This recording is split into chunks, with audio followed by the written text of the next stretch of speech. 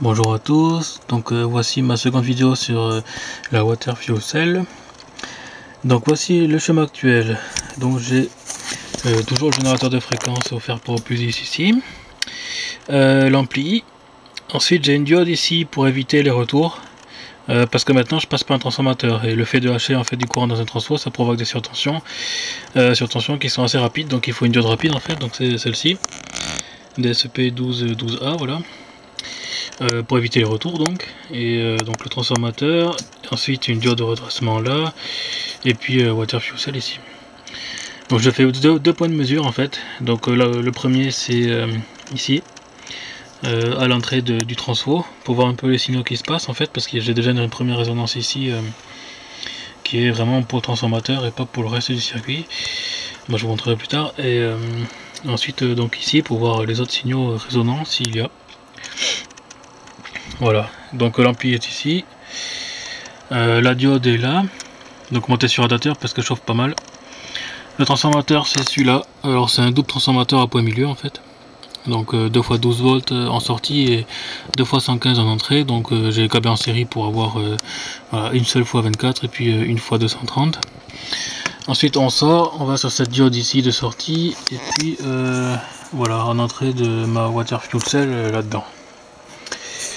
Voilà, donc actuellement j'ai branché l'oscillo, donc la voie 1 est toujours voilà sur en fait, bon là je suis à 10 kHz, donc la voie 1 est là dessus et la voie 2 est branchée pour le moment sur à l'entrée du transfo, donc sur la partie de découpage aux bornes en fait du transformateur de découpage, en fait de l'IGBT. Voilà, donc déjà quand on branche, voici ce que l'on a aux bornes du transfo, qui est déjà pas super. Alors en fait, bien sûr il y a les impulsions qu'on peut voir ici là, tout ça c'est dû à la coupe. Là par exemple c'est à la coupure de l'alimentation en fait, ça provoque une surtension, ce que j'expliquais tout à l'heure, parce que la diode doit bloquer en fait. Mais ça c'est spécifique, ouais, c'est quand on coupe en fait une bobine, ça c'est normal. Donc là on a déjà une fréquence de résonance, une première qui est là. On peut l'estimer à 10 méga 4 à peu près, en voyant ici là. Voilà, donc ça c'est on va dire la fréquence de résonance propre du transformateur. Parce qu'apparemment les composants contiendraient en fait, même un condensateur contiendrait une partie selfique en interne, et puis une self contiendrait aussi un condensateur en interne. Donc du coup chaque composant doit avoir sa propre fréquence de résonance. Voilà, c'est mon ami Opusis qui m'a expliqué ça, et ça me semble logique en fait, parce que on dirait que c'est bien ça. Donc là, même si je débranche la sortie, bon je vais pas le faire là mais sur la vidéo, mais même si je débranche la sortie, il y a quand même ça. Donc c'est bien spécifique au transformateur. Voilà, donc là on garde ce point de repère en fait pour voir un peu ce qui se passe ailleurs. Donc là ouais, je suis à 10 kHz, mais si je monte à 100 kg par exemple c'est pareil, hein, c'est la même merdouille. On a toujours voilà, on a toujours des pics. Donc on a un pic à la montée aussi, je sais pas trop pourquoi. Quand on envoie une impulsion, pourquoi est-ce que ça crée ici une résonance aussi, je sais pas. Je sais pas, mais bon, bon voilà. Enfin, ce qui est important, c'est on va se repérer seulement sur le front descendant, donc on la coupure en fait pour avoir un point de repère fixe. Donc voilà, voilà la gueule du signal. Si on décale encore un peu là, c'est pareil quoi. Et donc les curseurs sont fixes, enfin, je les ai mis fixes, hein, je décale juste la base de temps là. Donc on est toujours à 10 méga 4 environ, hein, parce que bon, la précision avec dans ces conditions, c'est pas génial. Donc on peut redescendre à 10 kg. Voilà, la fréquence de résonance ça bouge pas, hein, donc c'est ça, c'est ça du transfo. Donc maintenant on va changer, on va se mettre aux bornes. Je coupe le lime et je me branche cette fois aux bornes de la Water Fuel Cell là. Alors faites attention en manipant cette diode là. Tout à l'heure j'ai réussi à prendre une châtaigne alors que j'avais débranché l'alimentation, je sais pas comment ça se fait. Bon, on a un effet condensateur en fait avec le générateur, mais bon je vais vous montrer. Voilà, donc là si je branche, qu'est-ce qui se passe? Ouais, en fait on voit pas bien, mais voilà, il faut changer la base de tension. Mais en fait on voit qu'on a une composante continue.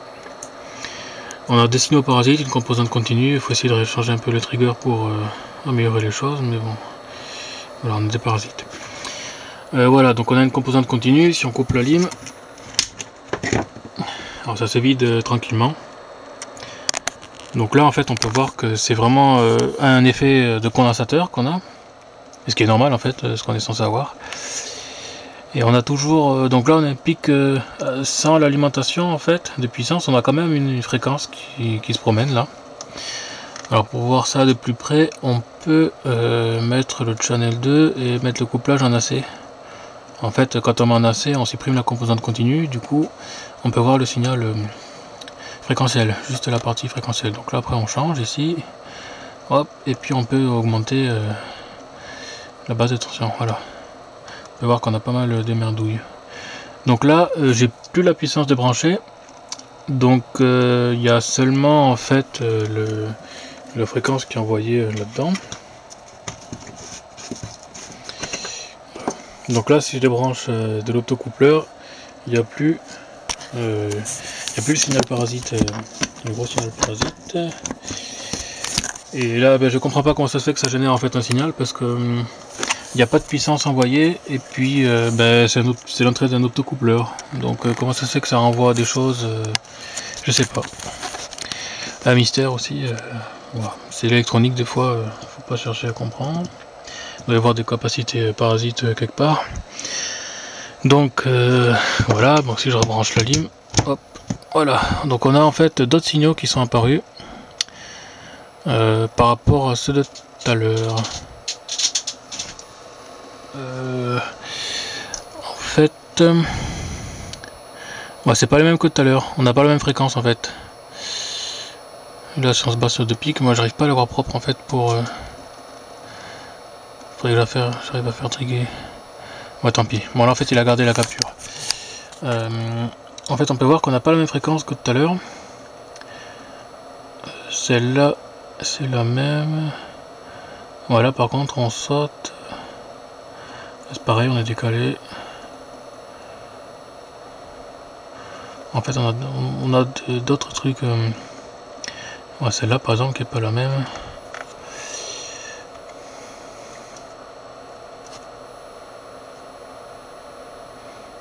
On a 14 mégas à peu près, on a 13 mégas 9. On a toujours l'autre. Qu'est-ce qu'on peut avoir d'autre? Voilà. Bon, celle-là par contre, je crois que c'est la même. Ouais, 10 mégas par là. Mais on a quand même d'autres fréquences, par exemple celle-ci qui est plus qui est différente en fait. Donc celle-là c'est celle de tout à l'heure qu'on avait en parasite, avec quand on avait que transformateur. Et on en a une nouvelle en fait qui est ici. Et donc celle-là elle est 13 mégas. Ouais, 13 mégas 2, voilà. Bon, c'est pas évident. Voilà, donc là 13 mégas 2, on a une autre fréquence qui est là, qui se répète à peu près. Ou pas, ouais, je sais pas trop. Ouais. Cette fréquence est pas fixe en fait, on dirait, c'est bizarre. Bon, après il y a l'oscillo aussi qui peut merdouiller, mais ouais, 12 mégas c'est plutôt proche de ça. Voilà, mais c'est clairement pas la même que la première qui est ici en fait.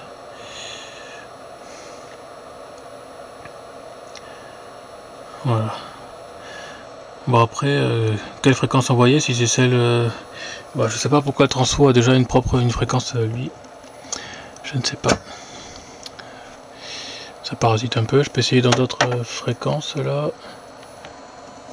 Ouais, 1 kHz ça atténue, mais...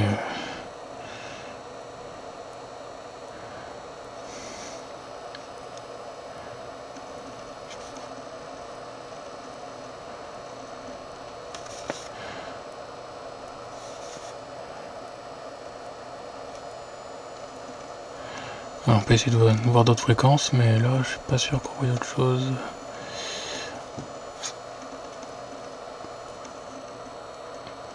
Et là on a 17 mégas. Et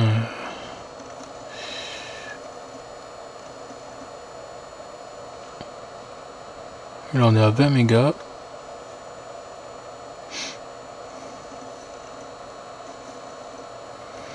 Et là à 15 mégas. Donc on a des fréquences bizarres qui correspondent pas à ce qu'on a eu tout à l'heure.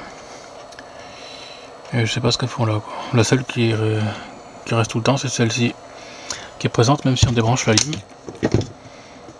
Donc voilà, là j'ai plus d'alim et la fréquence y est quand même. Donc à mon avis c'est un signal parasite qui revient,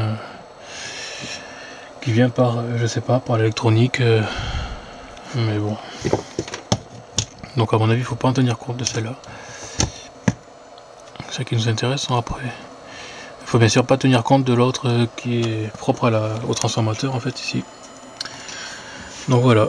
J'avais préparé un truc aussi pour chanter la diode là, donc en fait en essayant de chanter la diode tout à l'heure je me suis pris une bourre alors que la ligne de puissance était débranchée, je sais pas pourquoi. Alors en fait le fait de court-circuiter la diode, eh bien on a quand même bon, c'est pas génial, mais normalement on coupe en fait la composante continue. Donc si je repasse ici en couplage DC, voilà, ça va pas bien toucher.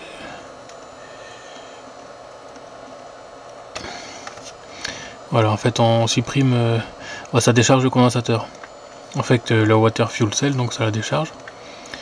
Et il n'y a plus de... Voilà, on a encore les fréquences là. Bon, le trigger c'est un peu casse-couille ça. Hop.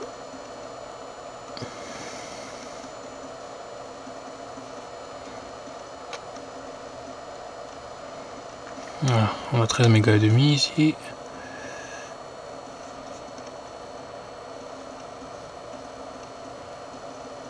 Méga 2, ça on l'avait déjà tout à l'heure. Après là c'est un peu plus délicat. 12 méga 8, ouais par là. Donc voilà. Bah du coup je sais pas trop quoi en penser parce qu'on a plusieurs fréquences superposées on dirait. Celle-ci se répète peut-être un peu plus en fait. Voyons.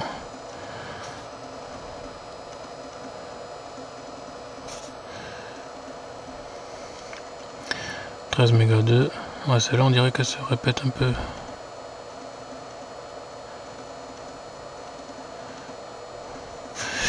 Ouais, je sais pas. Donc voilà, du coup je sais pas bien quoi en penser. Ben mais voilà.